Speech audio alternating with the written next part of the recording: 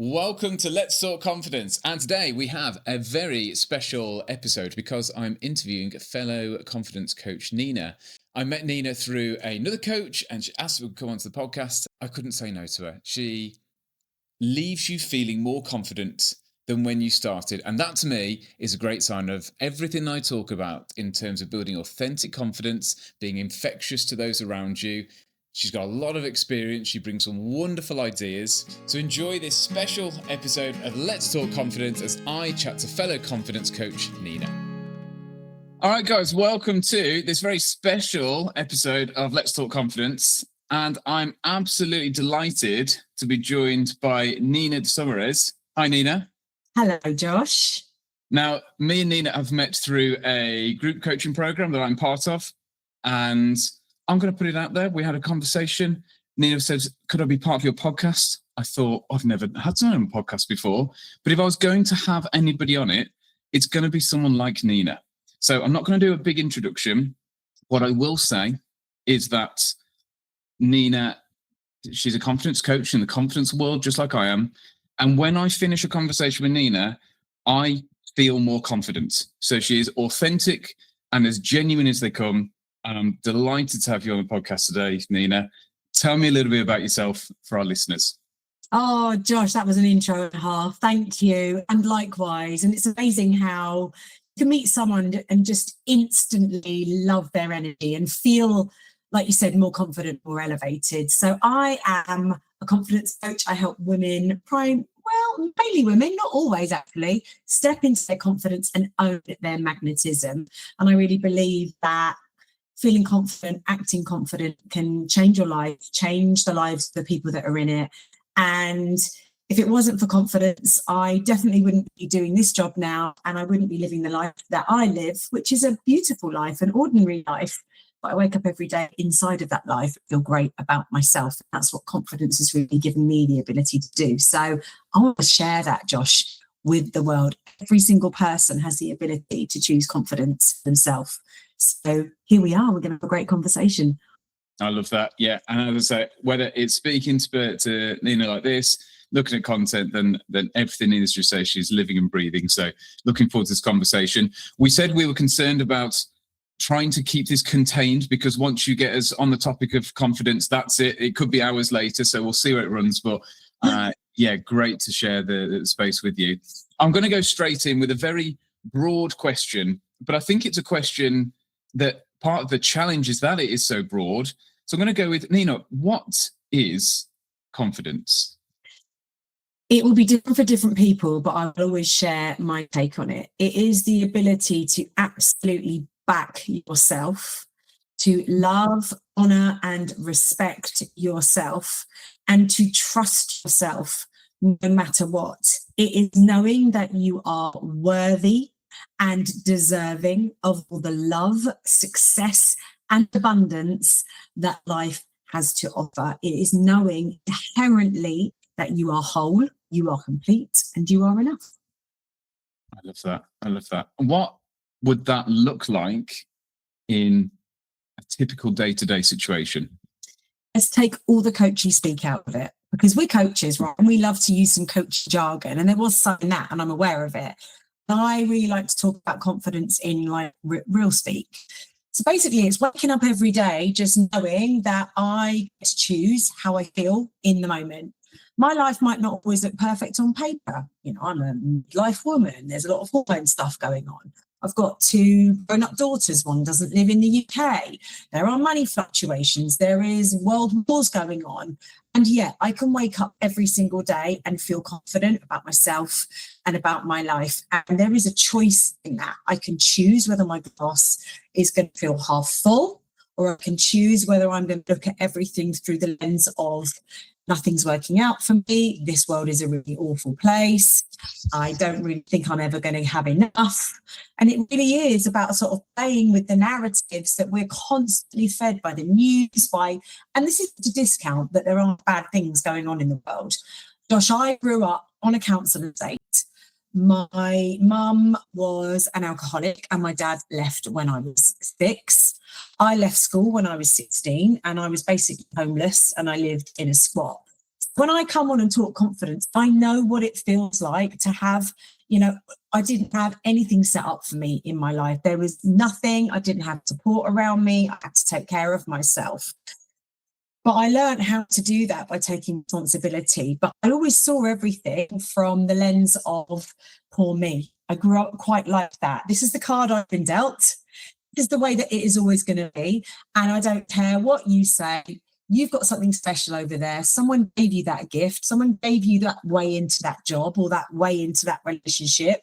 And I grew up, Josh, really jealous, really resentful, always thinking that somebody else had something special that I couldn't have. And when I got into the self-development world, and it wasn't until I was in my 40s, actually. So this is a long journey, by the way, of being in that poor me. Why is everyone better than me? I'm never going to have this and that. I opened this book called You Are a Badass by a coach called Jason Chero, and it was like I was opening the pages to somebody that had been literally looking in on my life. And I discovered this thing. It's called radical responsibility. It is knowing that no matter what had happened in my past, that was just all a series of lessons that was teaching me so many exquisite things to bring me to this moment now, where I could say, thank you, Mum, for the things that you taught me. Thank you, Dad, for the things that you taught me, without blaming them, without complaining about them, dragging all of my past like rocks in a Tesco's carrier bag. That's kind of like dragging it all here. And taking responsibility meant that I had to be responsible for the way I spoke to myself.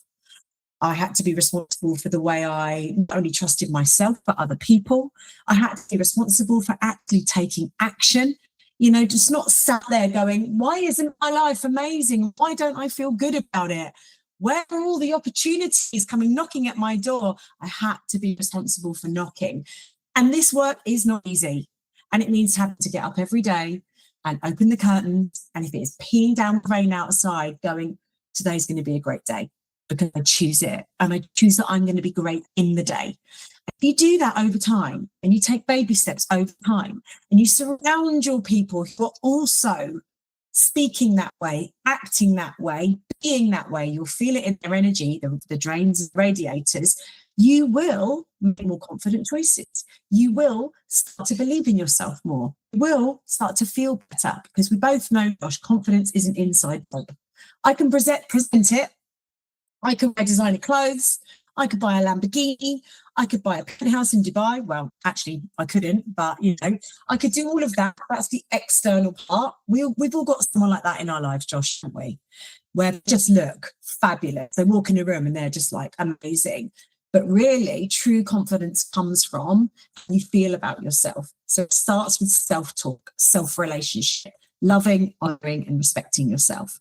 That was a big answer to the first question, but I hope the listeners really got where I'm coming from there. It's choosing yourself, backing yourself, showing up, letting go of your past, and surrounding yourself with people who also only want you to win, but want themselves to win. Love it. Fantastic. And maybe if I dive into that just a tad, what is the difference between the feeling or state of confidence and the knowledge or mindset of confidence? Is there a particular difference there? Are they two sides of the same coin? How do you approach that? When someone says, I don't feel very confident, but they come across as confident, is that a thing, or can it be the other way around? Thoughts on that? I think because the feeling of feeling confident isn't linear, and it's not a place that we land, like a destination. Like, even though I've done loads of podcasts and I'm really confident, I can feel myself shaking slightly as I'm talking to you. That's my body being nervous, being excited. But that, for me, the nerve-sightedness, for me, is where I know I'm in the right zone. I'm in the stretch zone. I'm doing something that's slightly challenging, but really exciting, where I'm having to show up as the version of me that I'm becoming. This version of me, this version of Nina that I'm always wanting to step into, the one who talks, is seen, is heard, and is accepted and appreciated. But there's always a part of me that might be just going, yeah, but what if people are judging you? What if people are going to talk about you? What if people are, she's welcome. She can just sit over there. She's always going to come with me because I'm here to play big. So in answer to the question, it's not a fixed state, the feeling of confidence. Confidence isn't a feeling, it is an acting, it is a being. I'm choosing to be here with you. So I'm choosing to act in a way that says, I know who I am. I'm free to be myself in this moment. I believe that what I have to say matters. And if you were going to bake a cake with all of that, that would be the feeling of confidence and self-assured. Feel good about being here. And there isn't really any feeling of, oh my God, I wish that the power would go and Josh's and mine conversation could end right now because I don't belong. It's a feeling of knowing that I belong. That's it. A feeling of knowing. It's nothing. And it's hard to describe, isn't it? A feeling. It's a feeling that I know I belong. I just feel it. I'm not doubting that. There's no, I shouldn't be in this room. That's what it is. Yeah, I like it. And perhaps some of the clients that I speak to, they say, I wish I was more confident. And I wonder if what they mean is, I want to feel as in, and we're talking maybe on a psychological level and on an emotional level, in a particular moment, less bad than what I do. When I stand up to public speak, I don't want to feel nervous. When I go into that negotiation, I want to feel bold. And the core part of my teaching is that you don't really want to be aiming for that. You want to be aiming for what I call a mindset of confidence, exactly what you've alluded to there. More of a knowledge, I am worthy. What I've got to say is important. I bring value to the world. Because as you say, the feeling of confidence, it flits and it flows and it's there one moment for no reason and it's there another moment for a very good reason. And then it completely disappears and it could be times of the month or times of the year. And it's that, how do you build that solid foundation that lasts? And that's where that knowledge part comes in, which I find takes a little time to develop, but is worth the payoff and worth the investment of, do I know myself? Do I know what I want? Do I understand myself? And do I back myself? What's the narrative that I have around my own story and my value and my place in the world? Is that the kind of areas that you work on with your clients? Yeah, because I'm always working on them with myself. Something that I've learned about confidence within myself and through sort of training to be a coach and working with a lot of people all over the world is confidence is a byproduct of taking action as the identity of the version of you you're not comfortable being yet. And here's where people get it twisted.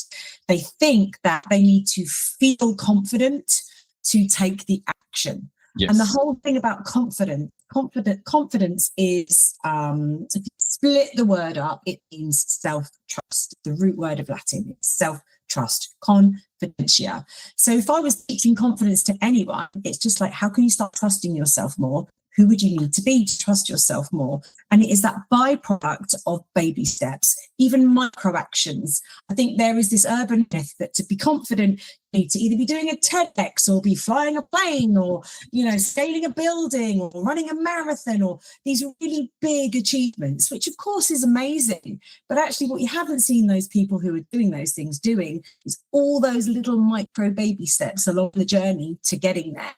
And the thing that I found with some people that want to come and work on their confidence with me, you might have found this too, Josh, is they love the idea of being confident. But when you tell them the steps that it takes to get there, that's when they push back and back away. You've got to get ready to let go of that version of you that kept you safe and kept you small.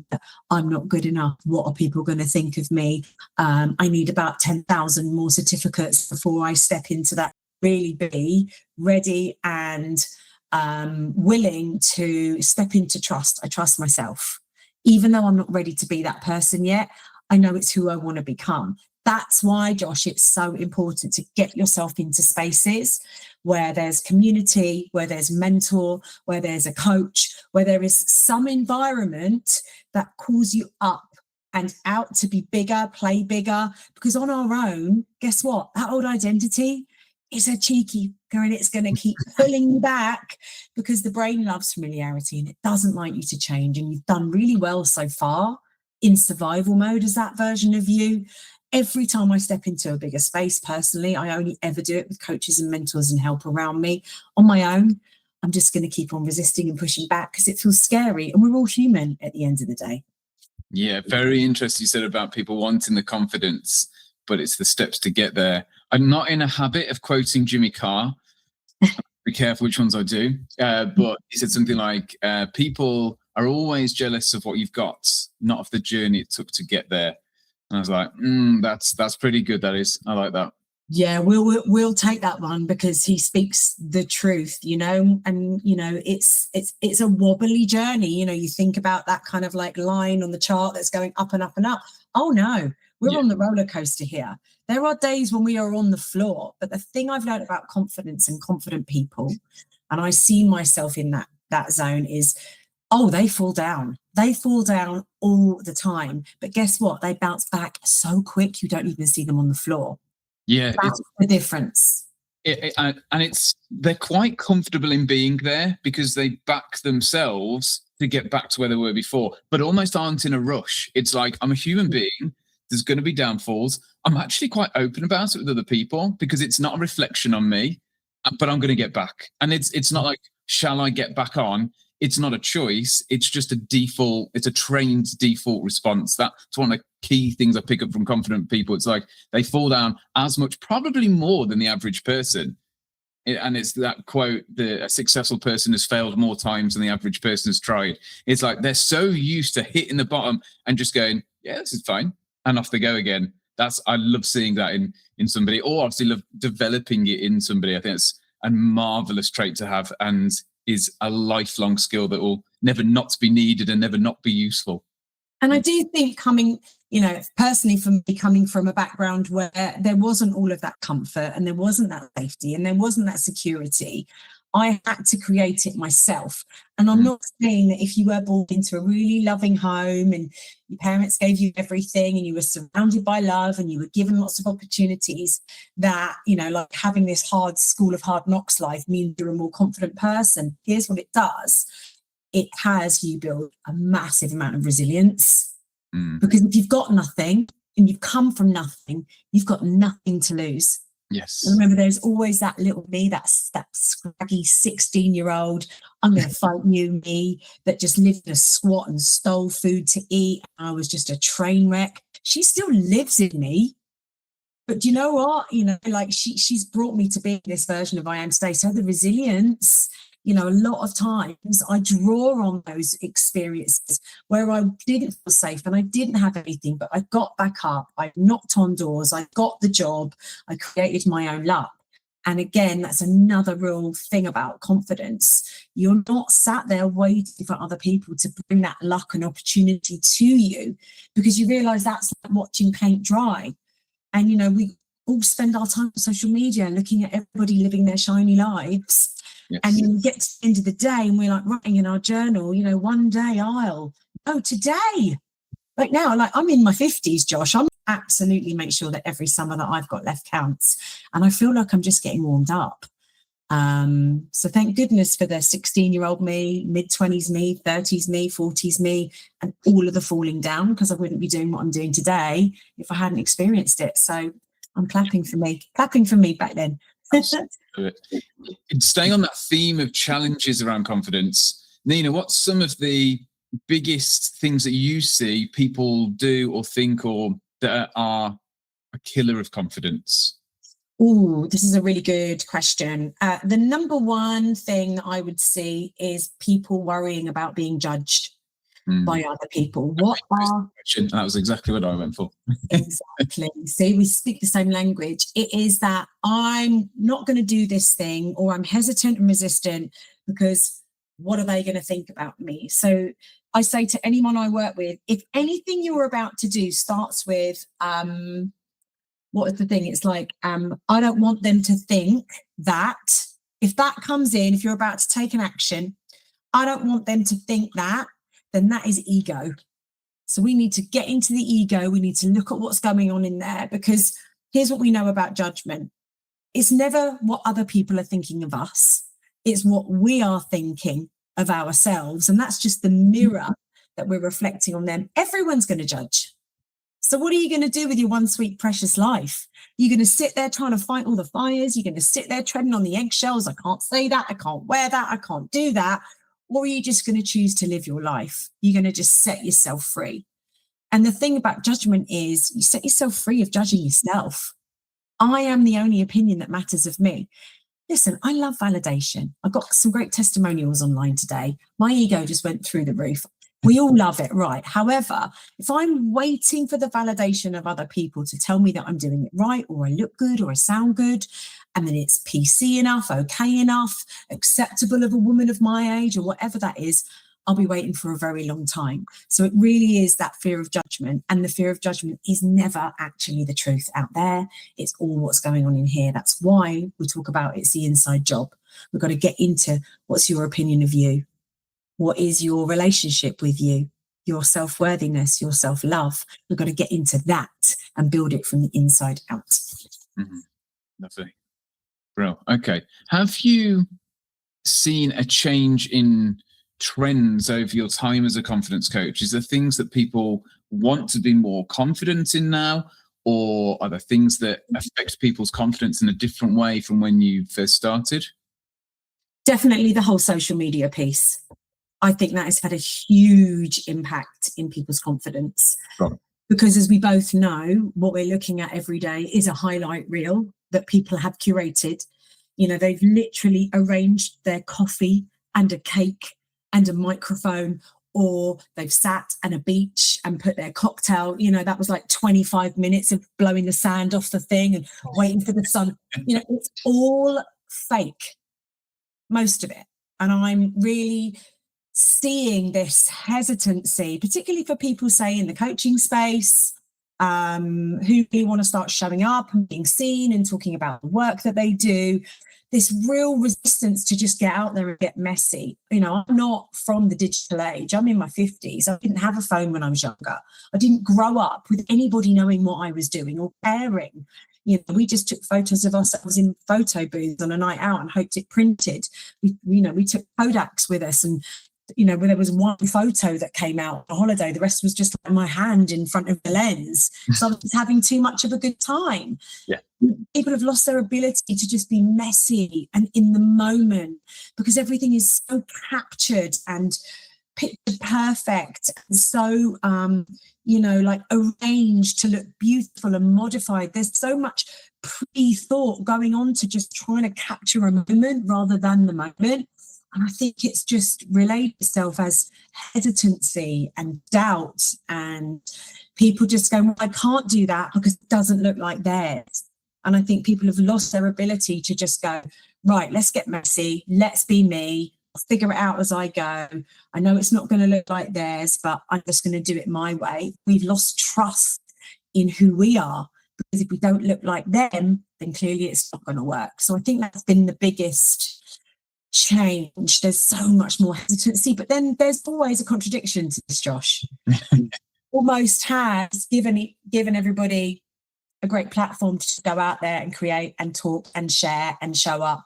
There's a lot of really messy, incredible creators and creatives. So as always, there are the two sides of that coin, but really the more hesitancy one is the one that I see the most. A lot of people come to me like, I want to start a business, but I'm just so scared. And then we get to work. Yeah. Do you have an opinion on how you think AI will shape people's confidence in the years? Yeah, definitely. I think if we're moving into the age where you can't ignore it. I ignored it for a long time. I was like, no, I'm not going to use it. I really put two fingers to it and threw all my toys out the pram, and then realized actually I can use it for good, and it can make me be more productive and be better with my time and all that kind of stuff.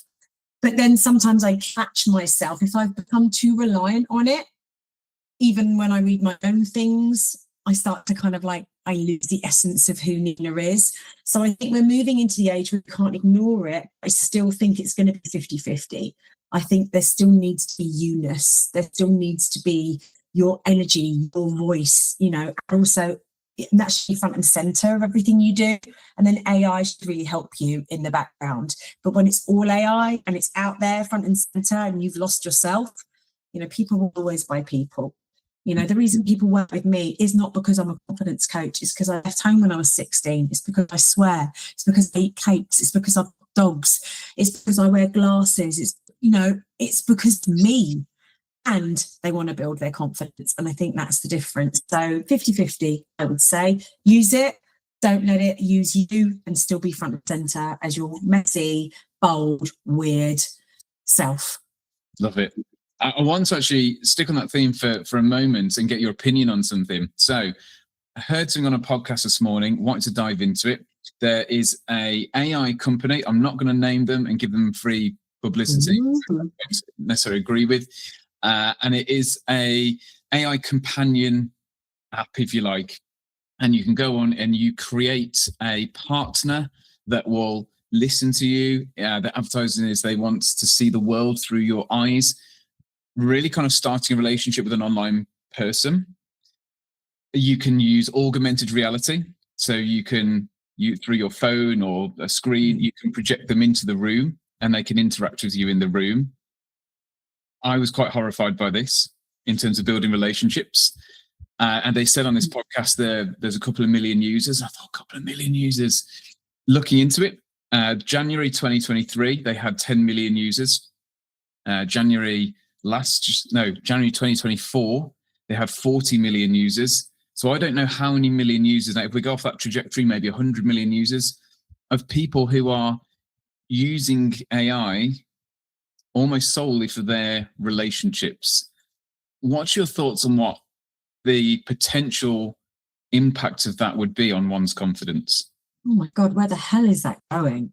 I mean, when we think about, if we were to kind of like look into a crystal ball and think about 10 years, 20 years, 50 years time, I can't imagine how soulless and lost we would be as a species. Because, yeah, you can project that AI companion into the room, but it can't hug you. It can't sit down next to you, and it can't feel your energy, and you can't feel its energy because it doesn't have a soul. Like it actually horrifies me, if I'm really honest.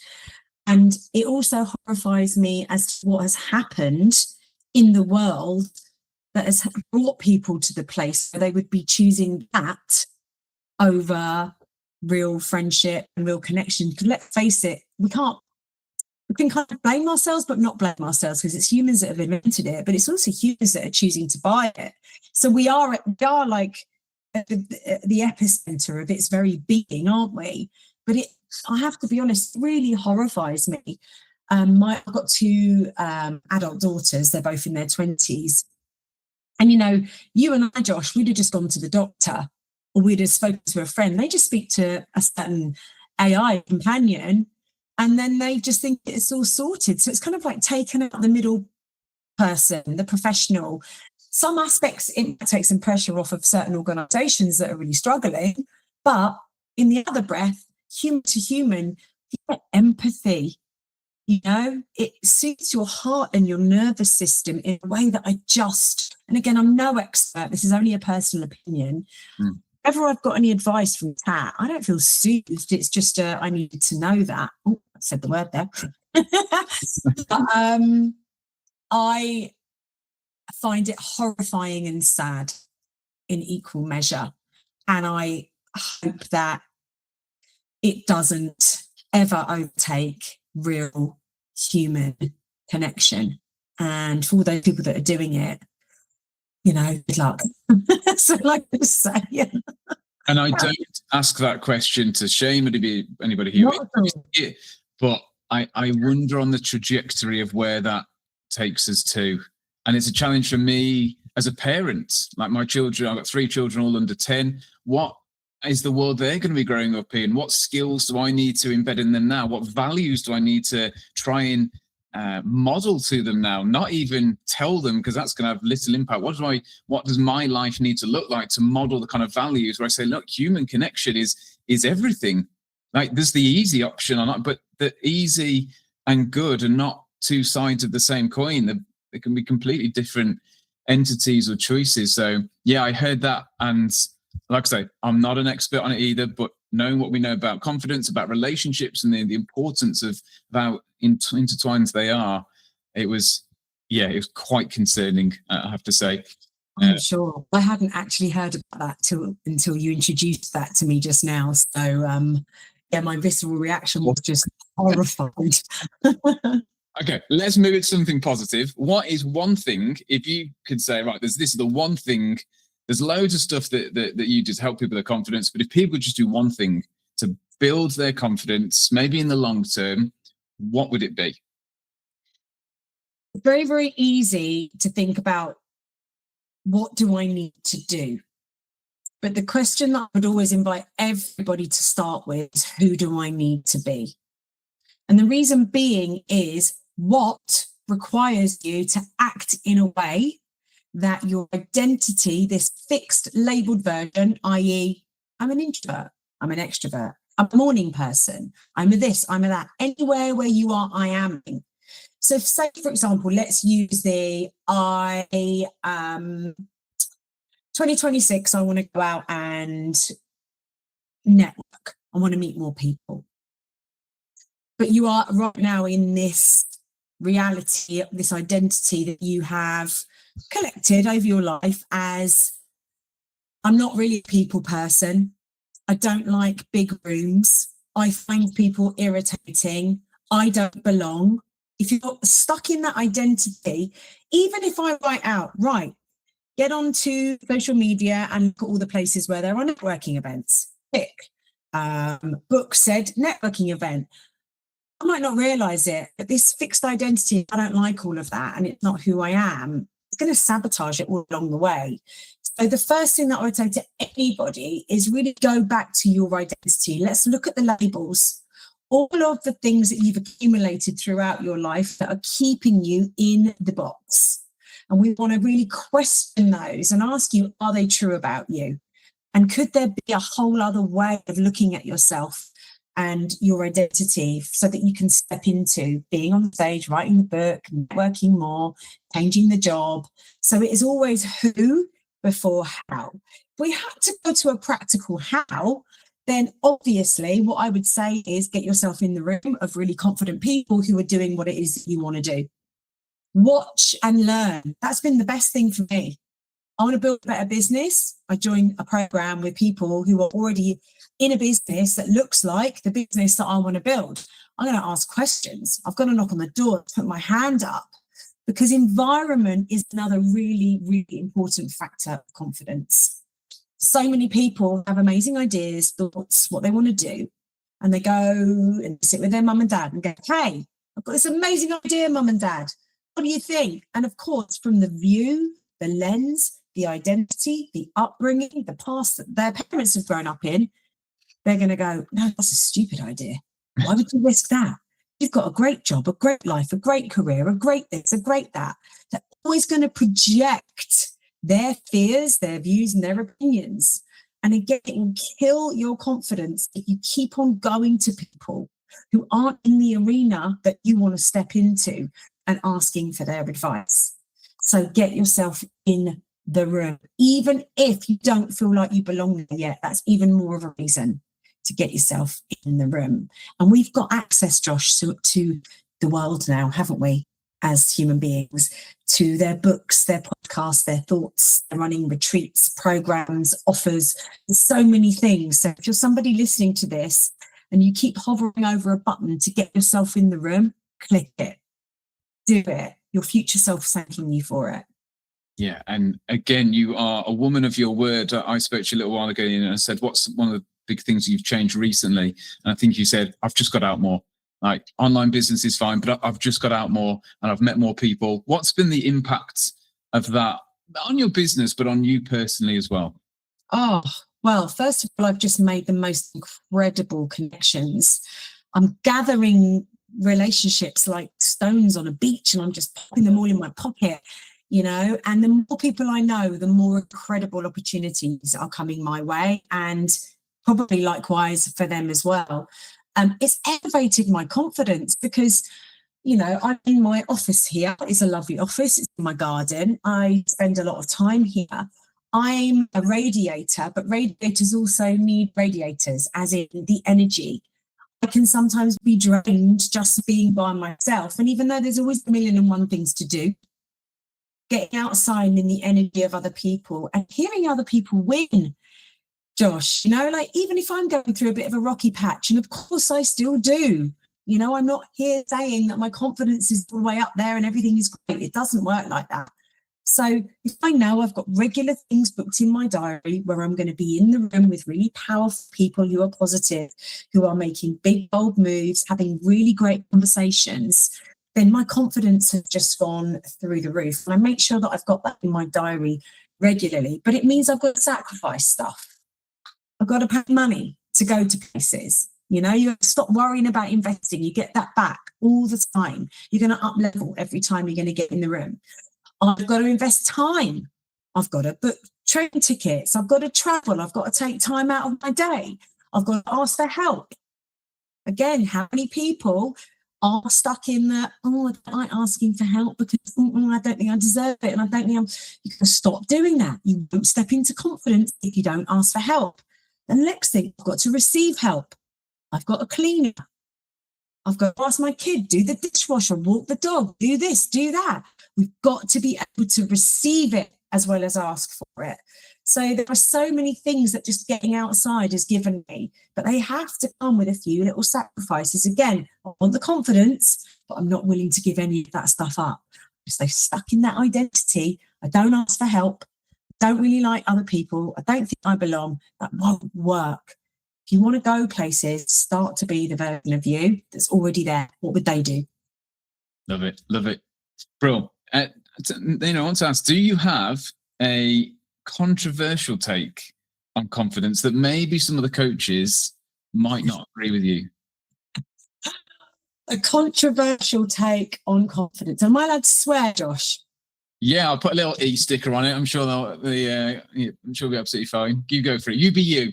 And be nothing but you. You could just fucking do it. Just get out of your own way. And people will say, yeah, but. It's not about that. You can't just yourself. Seriously, you are the creator of everything that you want. Yes, your past was a lesson and it's not a life sentence. I am not, and my other take is you don't need to keep going and getting healing.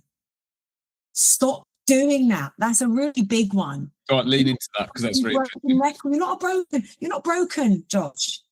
There's this real thing right now where people are addicted to their I've got to keep healing the child wound. But and I'm just like, stop doing that. We've become obsessed with it. It's like, I just need one more healing and one more thing. Yes, and I'm here for that too, by the way. It's important. I believe in that wholeheartedly. But it is this obsession to keep doing ancestral healing.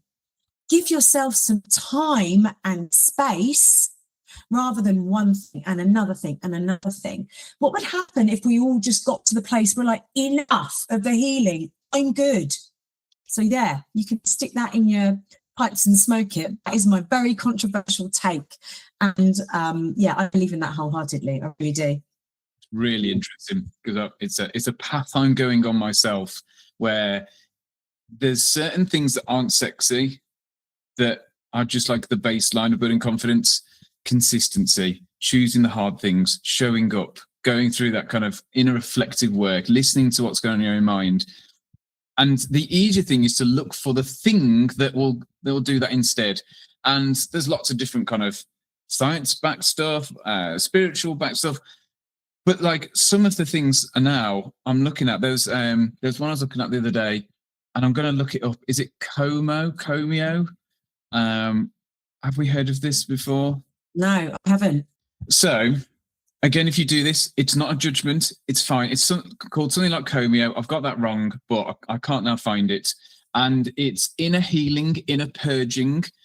What it is it's batshit that you rub onto a burn on your body.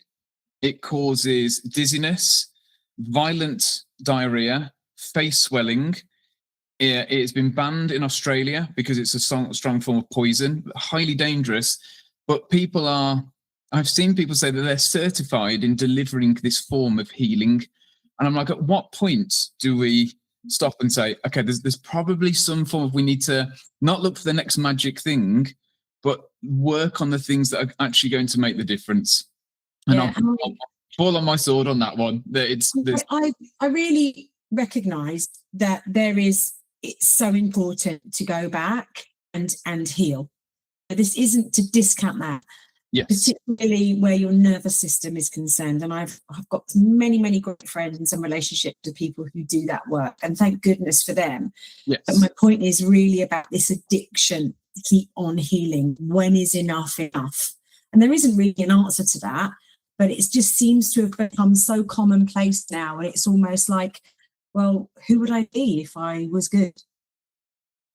Now, when I got to that place, I'm Nina and I'm good. And that literally saved me thousands, thousands of pounds, and a lot of time. By the sounds of it, would you rubbing? Yeah, it worded it very nicely. It's like fermented bat. Oh, what do they call it? Excrement as an ancient Amazonian ritual. Hang on, like so. Just batch it. Like, let's just call it what it is. Anyway, it was it's crazy. Someone say. That was one of the first thoughts crossed my mind. Nina, what is an area of confidence that we haven't talked about today that would be really helpful for people to know? An area of confidence,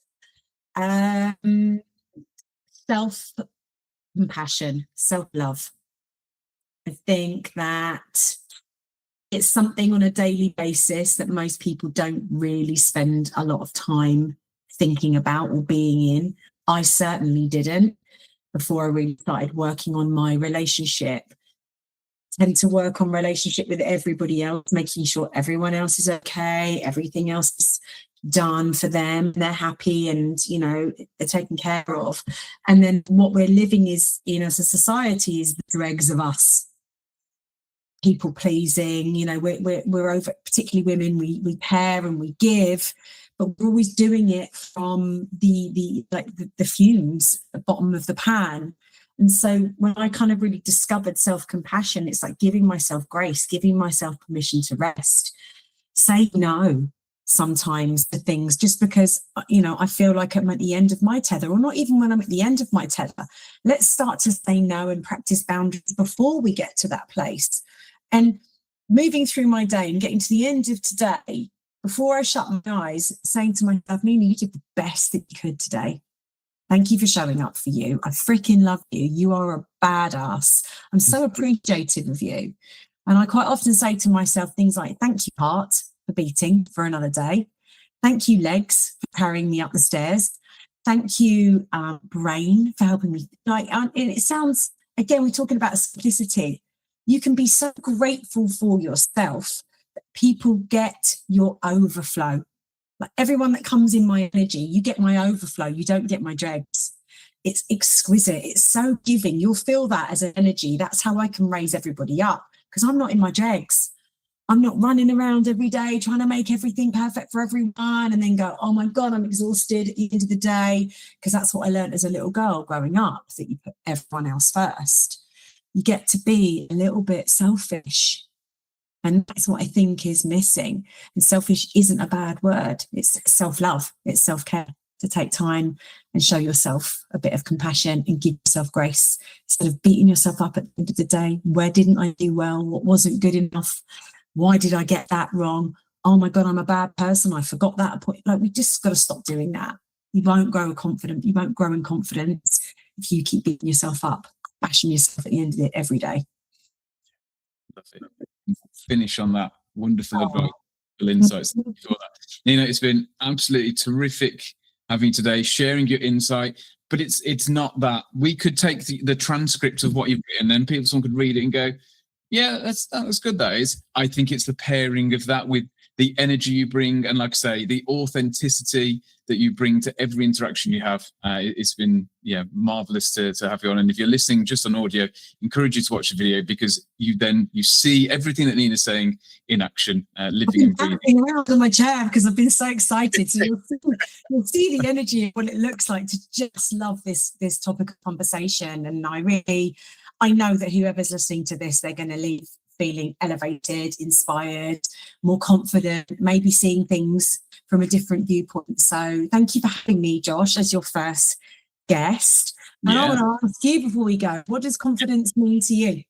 Oh, going right back to the start. Well, I would just say everything you said, but that's like a bit of a cop-out answer, isn't it? So I feel I'm quite analytical, so maybe this is going to be more of like a really dry answer compared to yours now. But I see confidence as three somewhat distinct things, which is the feeling of confidence we talked about before. I won't elaborate on that, but it's essentially that internal state.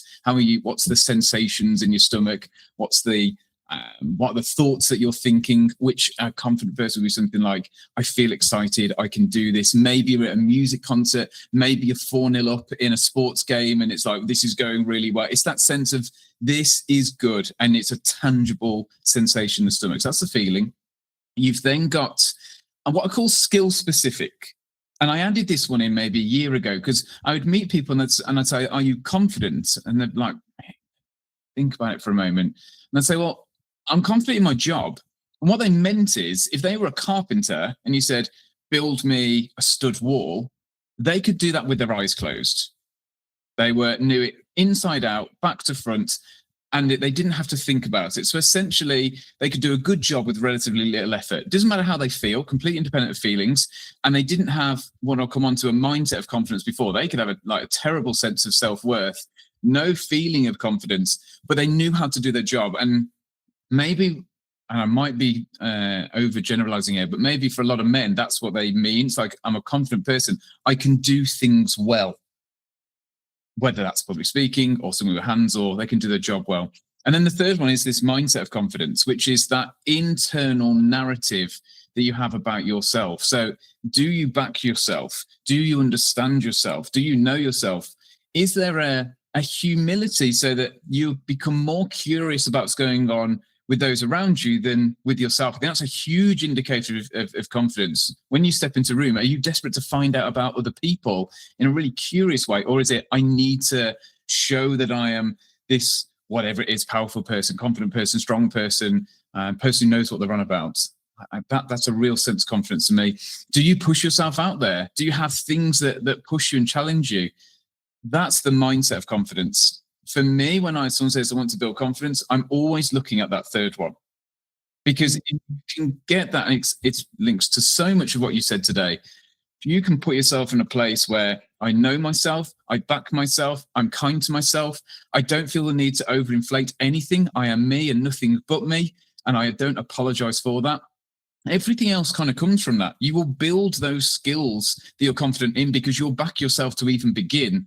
And the feelings of confidence come with them, but you won't be reliant upon them. And so many people, exactly as you say, I'll be good at public speaking when I get just before the stage and I feel no nerves. Well, good luck with that.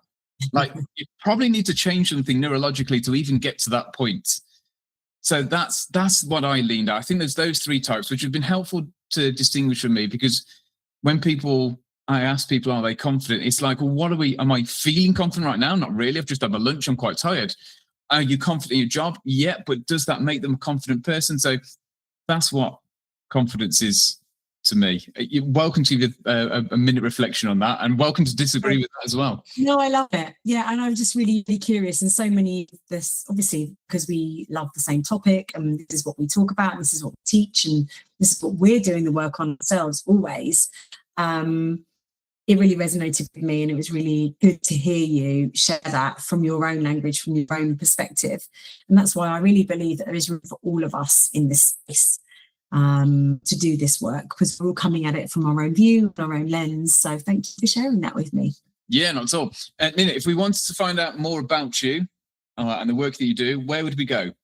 Oh, you can go onto LinkedIn, just type my name in, Nina De Sausmarez, onto Instagram and Facebook. I'm on all three platforms. You can go to ninadesausmarez.com and come onto my website. I also have a Spotify playlist of all the podcasts that I've done. Just type in my name, and my DMs are always open to have great conversations. Wonderful. Brilliant. Well, thank you so much for giving up your time again today. I look forward to many more great conversations around all things confidence, other things as well. But yeah, thank you again for your time today, Nina.